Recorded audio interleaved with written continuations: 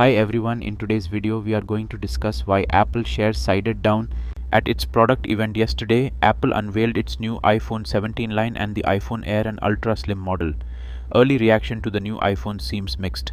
The company also unveiled new Apple Watches and AirPods. These products are slated to hit retail on September 19.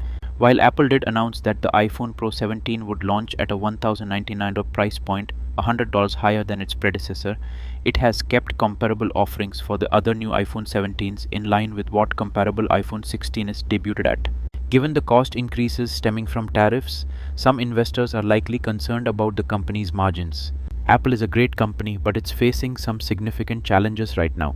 For starters, the company appears to be lagging behind other tech giants in artificial intelligence, AI. The tech giant is facing saturation in the mobile market, and it's been a while since the mobile leader has delivered blockbuster new hardware.